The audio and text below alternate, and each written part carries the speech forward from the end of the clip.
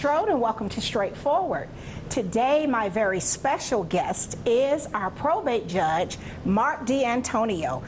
Wears so many hats. Not only are we marrying people, we're deciding if those individuals with mental health issues need a guardian.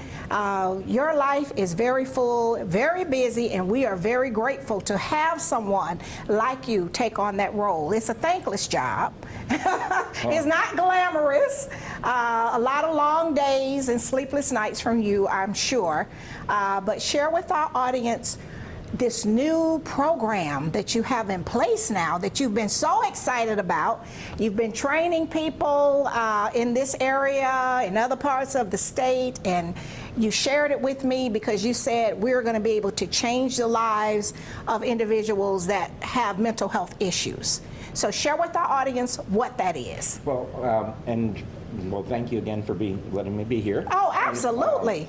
And yes, well, I've been working with people with severe mental illness for the 18 years I've been at the probate court. Really? And one of those, and what I learned when I first came in 2006, were certain things that now I'm unlearning. Okay, but look, when we find out more useful information, it's okay to change our methods and positions on things. Right. I think wasn't it Albert Einstein that said the definition of insanity is doing the same thing over and over again and expecting a different result. Exactly. But now we know something different, so when we know better, we do better. Right. And that's where I'm going. Well, first off, what we've been doing, the program has been, we're expanding our assisted outpatient treatment care for people with severe mental illness in our area that could benefit from having a little extra help to remember to take their medications, those kind of things, with a goal of keeping out of crisis stabilization units, state hospitals, and the jail. Okay. And we're still collecting statistics. We've been very successful thus far. We're always going to, every individual's different, and you have to treat everyone exactly. This is not differently. It's not a microchip. It's not a one-size-fits-all. And so you have to spend a lot of time reviewing the cases, interacting, because I was in your courtroom the last time we were together, and you showed me where the client sits versus where you sit, where the support staff sit, and it's a very... And in fact, I've changed some of that since we last met. Okay, great. I now have the most important individual or person in the room is the person that might be subject to the involuntary outpatient treatment order. Okay. So I shouldn't sit them in the back. They should be up front and center where we can engage. Okay, but the thought before that was about safety and security. Yeah, and also just like traditionally the plaintiffs in the front, or the defendants in the back. Right. But that was another way of thinking about it. Really, this new technique that I've learned, which is called LEAP. LEAP. L-E-A-P, like a frog will leap. Right. It's listen, empathize, agree, and partner. Listen, empathize, agree, and partner. Right. Okay, so LEAP is what we're doing now with our mental health. Or at least it's a new way to talk to individuals that have a severe, persistent mental illness and this has been the frustrating part, that lack an understanding that they actually have a mental illness. Oh, okay, so we have people that have not acknowledged. Well, and I won't even use the word acknowledge anymore. Okay, or understand. Lacking understanding. Okay, that they have an issue. And it's not their fault. They're not. No, it's no fault. They're not in denial, which was traditionally the old way. The old school was, okay, they're in denial, and if we can educate somebody enough about their mental illness, they'll start to believe. Okay, so we're not doing that anymore. Well, what science has shown is that that it's an anatomical thing that leads to why they don't have an understanding that they have a mental illness. Really? The same thing can come on with people that have other types of brain injuries. Exactly. And if you don't believe you have a mental illness, and in fact, if you have certainty that you don't have a mental illness, people telling you have a mental illness all the time is not going to help you move forward into treatment. Exactly. Okay. That's very powerful. So it's not that they're in denial. That's exactly right. Okay, so that's an understanding, and there's even a big word for it. Okay, what's that big word? Anosognosia. Well, it's still too big for me. And I'm my own social worker, but I have to practice that one. What is it again? Anosognosia. Okay, and so there's this wonderful person that you have partnered with that came up with this new information and has entrusted you to be one of the trainers. So you're to train the trainers. Right, I'm one of the trainers in the state of Georgia. Okay. Dr. Xavier Amador, who came up with this technique, was a Columbia professor in psychology when his brother originally developed symptoms of schizophrenia. Okay. His brother believed... So he had a personal case. Right. And okay. His brother believed his eyes were lasers and he had killed his mother with his laser beam eye. You know, all of that. A true fixed delusion. Mm-hmm. And for about 7 years, this professor at Columbia that's an expert would argue with his brother that he has a mental illness and he needs to take his medicine. Right. And all that really resulted in was Xavier's brother alienating that relationship that they had that was very tight when they were younger. And so it didn't change anything. It didn't bring the desired results that the doctor wanted. In fact, it pushed him. In fact, most people with severe mental illness find themselves being pushed away from all their loved ones. They're isolated. Right. It can be very isolating when you believe something that, and you believe it with all your heart. And, right. And other people are telling you you're wrong, and if you don't change, we're not going to do this or that. So that was the old technique, and that didn't really work. So it was his brother that led him to take a closer look. His brother named Henry. Henry. And Henry had developed the schizophrenia, and he had to take a closer look because what we had been doing historically was not working. Was trying to educate him about an illness that his brain did not allow him to even understand he had. Wow, his brain didn't allow him to understand that he had. So if his brain didn't allow him, then whatever was being offered to try to help improve was going to not be accepted. Right. That makes sense. That's a very common sense approach. It always was very intuitive to me when doctors would say, "Oh, this person lacks insight into their schizophrenia." Right. That's part of the symptoms that they would have. Well, that's kind of circular thinking. It is. And so, what Dr. Amador eventually learned is it made no sense to try to argue with his brother about whether he had a mental illness. Right. And that it would be better to build a relationship with him on the things that they could agree about. Okay, see, I like that. Building a relationship on the things they could agree about. So what we're going to do is we're going to stop right here, go to our first sponsors, and we'll be right back. We'll be right back after word from some of our sponsors. Straightforward is brought to you by State Senator Ed Harbison, serving the citizens of Georgia's 15th Senatorial District and on the front lines for veterans every day. Progressive Funeral Home, family owned and operated since 1952. The George Ford legacy of high standards continues today in the compassionate and professional services provided, a touch of dignity for those who care. Progressive Funeral Home, 4235 St. Mary's Road, trusted by generations. Whole Patient Healthcare. Dr. Jada Rimes-Bacote is board certified in family medicine. She believes the best patient care includes practical, individualized lifestyle changes. Located at 1338 13th Avenue, Columbus, 706-641-2080, or visit wholepatienthealthcare.com. And welcome back to Straightforward. I'm enjoying this very informative conversation with our amazing probate judge, Judge Marc D'Antonio. You do so much work for our community. You do the happy things where we're marrying people, and especially a lot of the young soldiers at Fort Benning, and we'll see some of the pictures where you're marrying people on the river walk and all of that. I get so excited when I see you there because I know you worked so hard in other areas for the community. And I was sharing with someone before you arrived today that you actually started at the grassroots level with I work for Georgia Legal Services. Which is not for people that's got a whole lot of money, and so with a very little salary, a thankless job, and you have worked from the ground up to being the probate judge. And we are blessed to have you in this role, because for you it's not about the fame and the fortune. It's about saving lives and helping the citizens, and that's what I so admire about your humble spirit.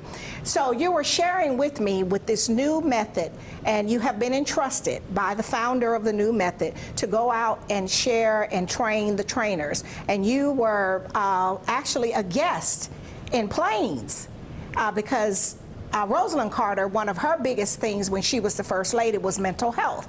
And those were the things people used to whisper about when I was a little girl, and I was sharing with you. In the old days, they would say, oh, well, we're going to send you to Milledgeville, which is Central State, which is, you know, closed now.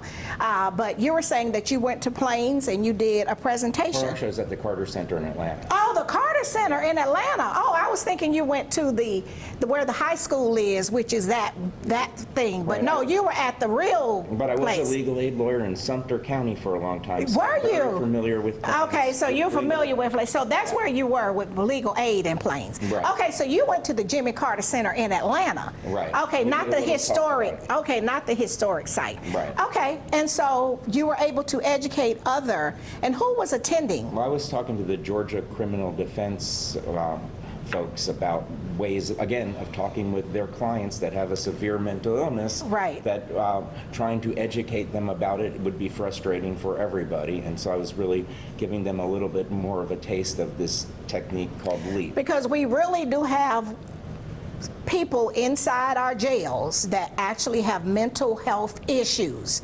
It's not just because they are just out there doing all kinds of things.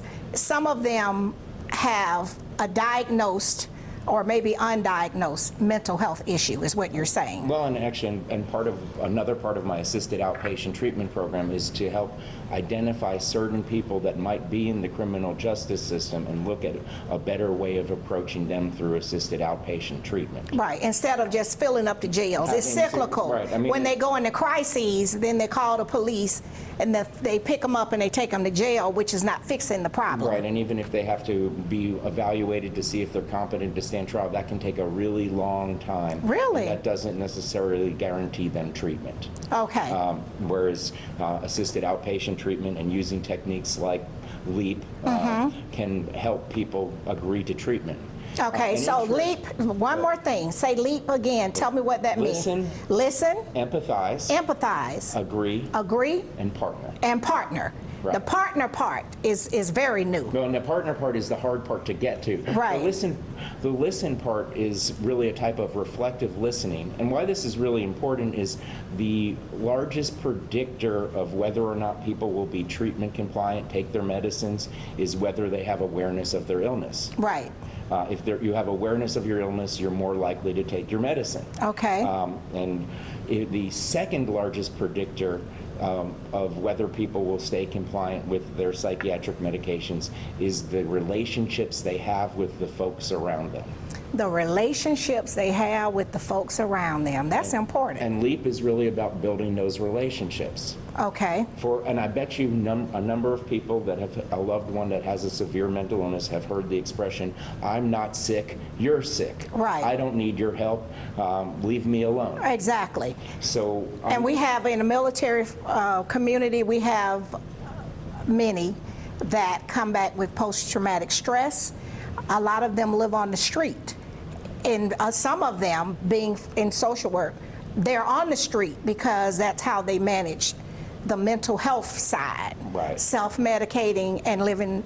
Right, and I don't know how many of those folks have anosognosia, but that is, again, that lack of understanding is what it makes you treatment resistant. Okay. So if you were to tell me that you're not sick, you don't have a mental illness, Right. to use reflective listening, I would say without any kind of judgment, so Okay. if I understand you correctly, Gloria, Okay. you're not sick, you don't have a mental illness. Okay. Did I get that right? Uh-huh.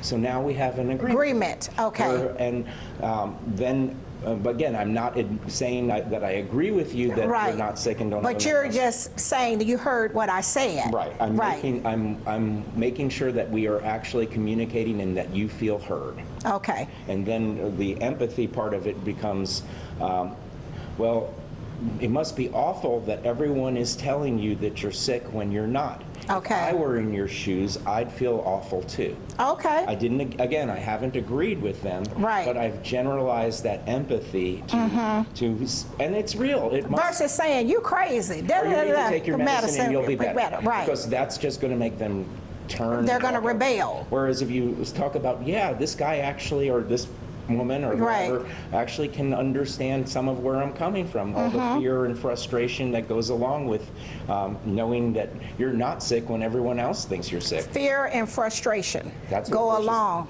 Right. with people not hearing you, that you don't think that you're sick. Well, I mean, if you tell people you're Right. sick, you need to take your medicine, well, you know you're not. So right? then they get amped up and they want to fight in the fight or flight kind of I'm thing. going to assume let's assume, and I don't know anything about your health, but Right. let's assume you're not diabetic. Right.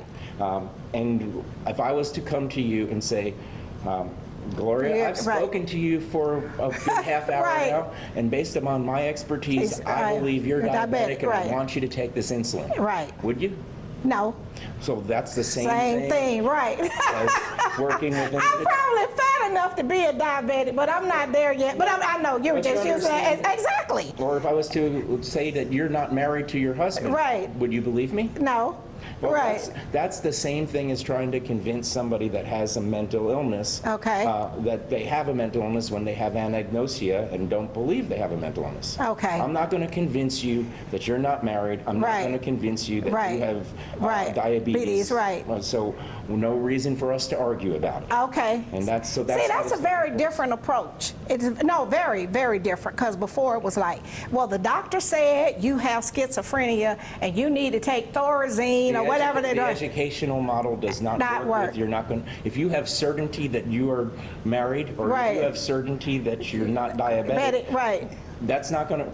You can educate me all the time, and you're still going to. I'm still going to believe I'm married to Kathy. You're still going to believe you're. Right, married to Tally. Okay, well, that's a good one. What we're going to do is go to our break to our sponsor, and we'll be right back. We'll be right back after word from some of our sponsors. Columbus Pediatrics GA, working together to build lifelong relationships between our staff and patients by consistently providing compassion, excellence, and value with 2 locations. The Old Town office at 3580 Massey Lane, Suite F, 706-596-8667. The Midtown office, 1900 11th Avenue, Suite A, 706-323-3400, ColumbusPediatricsGA.com. Barbara's Cleaning Service, a 5-star commercial service with satisfied customers in Georgia and South Carolina, built on the principle that every detail matters. Barbara's Cleaning Service, a new season building a family legacy.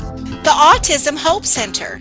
Diane Pope has dedicated the last 3 decades ensuring that families had support and resources for their loved ones on the autism spectrum. Join the Autism Hope Center for fellowship and resources, located at 200 Hamilton Road, Suite B, or call 706-604-6333. Muscogee County Coroner Buddy Bryan. Buddy has set high standards for himself and his staff, ensuring that every citizen is treated with dignity and respect, regardless of circumstances. Buddy cares about crime prevention and is always excited to speak with students and community organizations. Reach out to Buddy at 706-653-3260. Welcome back to Straightforward. I'm enjoying this very educational, very important conversation with our amazing probate judge, Judge Marc D'Antonio, on LEAP, L-E-A-P, which is a new method that he is trying to get all of our communities, state, all of our providers up to speed on in the way that we work with those that have mental health issues. People with severe mental illness. This is also really for family members and others that are going to have those relationships with their loved ones for a long period of time. Okay. All right. So you have received the authority by the individual who founded this new concept to go out and train the trainers. Right, and I would also encourage anyone that's interested in learning more about LEAP to go to the LEAP Institute's website. Okay. There's videos there of how this technique works. There's lots of other informative information. So if you have a family member or someone, you don't come to your training, but they can go to the LEAP Institute website. Right, I would and there's a strongly learning tools there Right. that can assist people with understanding what this new method is. And understanding how it works. And it is, you're exactly right, it is counterintuitive to some, and it takes practice to learn how to talk Right. in this way. Because we have to unlearn those old social work skills Right. when we were interviewing clients and things like that. So that's not going to work. Right. We found it's really not working in these cases. Yeah, for people that have a lack of understanding of their illness. Okay, the lack of understanding of your illness. Those are the folks that this technique is really about, and those are also a lot of the folks that I work with assisted outpatient treatment. Okay, and so when you're working with those individuals, is this something that you use before you decide who need a guardian or not? That's a side thing. Well, you got so many hats that you wear. Clarifying a little bit, guardianship is not the same as being put under an involuntary outpatient order. Okay, involuntary outpatient order is different than guardianship. That's a mental health issue. Okay. Most people with mental illnesses do not need guardians. Really? Really. And in fact, especially folks that are medically or compliant with, if you have understanding of your illness, you definitely, as long as you stay compliant with your meds, you do not need someone else making decisions for you. Okay, so you told me you're very serious before you take people's rights. Oh, and I'm very serious, and I will look at all other alternatives before you do that. Guardianship taking away. Right, but my first thought is for people who have older family members, and that's how the scammers, because now I'm a senior citizen, they're always trying to sell us or scam us on something. And I have plenty of guardianships where people are conservatorships involving the money, where folks that are lonely and might have some diminished capacity end up getting scammed. Okay, so that's a conservatorship. Right. Okay, so that's the other thing. So you handle that as well. Right. I just want our people to know all these many hats that you wear, and we don't even pay you enough for all of that. I just want to put that on the record. We really don't. No, because not only are you dealing with that, you're dealing with the families and the family dynamics, and what that requires is just really, I know you're exhausted. I've talked to you late at night, and you're like, oh, I had a long day in mental health, Right, but I also have a really good staff that's helping me with the guardianships, and I've recently hired a new employee, and just one, bless your heart. You should have at least 50 people, but I could use another, but he's really good. Before he came to work for me, he worked for the state, actually looking out for all of the folks that would be, in quotes, wards of the state. Oh, wonderful. So I have an expert now helping me with the guardianship. I know, but I'm truly blessed to have Carl Coleman. I know, but you have so much on your plate. I think your staff should at least be 50 people, and we should be paying y'all more, but that's just my opinion. And I appreciate that. Chatham County has more than twice the number of employees. I know that, because we talked about that before, but you're getting it done, because you were sharing with me at one point what your increase of the caseload was from one year to next year. We're up again this year. We're going to probably, I was just discussing that before I came here, whether we're going to break a record on number of filings this year. I'm sure you will. And just one last thing about this LEAP technique. Well, like I said, I'm not agreeing with you that when you tell me you don't have a mental illness, if you pressed me really hard, I would probably try to at least initially avoid giving you unpleasant information. Okay. So in other words, if you were to say, if you pressed me and said, do you believe I'm mentally ill? Right. I might say, well, let's talk more about what you believe right now. I'm really interested in learning more. Okay, so you have to figure how to divert. Like because I don't want to necessarily do things again to alienate that relationship. Antagonize. Right. I mean, so I might delay for a while. If I'm ultimately forced to give my opinion, or if they're sick of me repeating back what they say, those kind of things, then I'll say, well, I will actually, first of all, acknowledge my fallibility. Okay. Gloria, I could be wrong. Okay. But based upon my understanding, I do think you have some kind of behavioral Right. mental health disorder.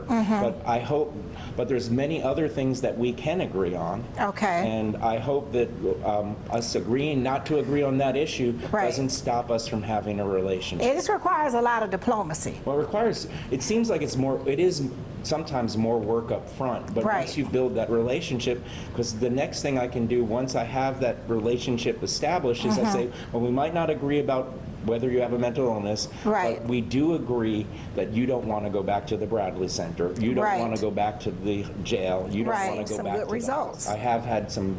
I have some individuals that are in recovery because they've been convinced that even if they don't believe they have a mental illness, that Right. they will take their medicine because of our relationship. Okay. And because of that, It's built on trust and mutual respect. Exactly. I love that. Non-judgmental listening and respect. Okay, and that is the LEAP, and people can go to the LEAP Institute. Institute. The Henry Amador Leap Institute. and look at all of those resources, information for free.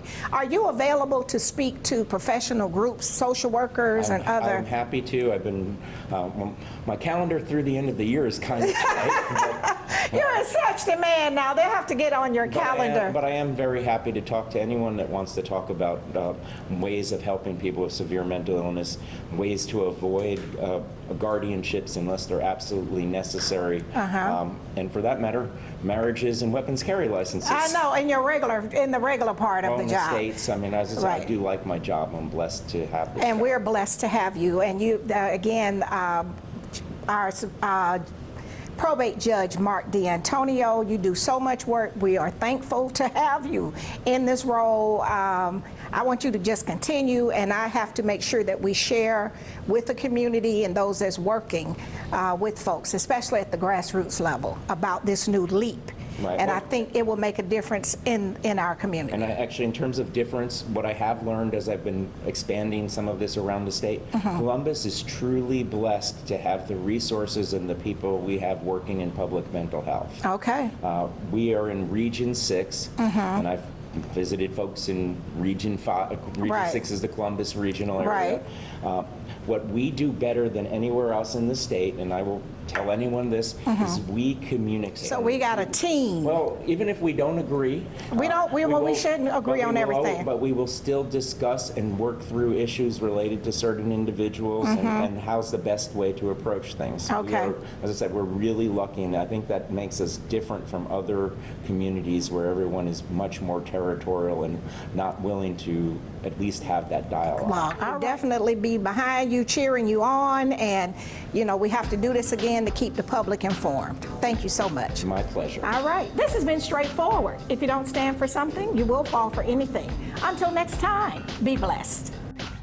What up, world? What's up, Columbus? Be sure to tune in every Sunday, Straightforward with Gloria Strode, right here on NBC 38.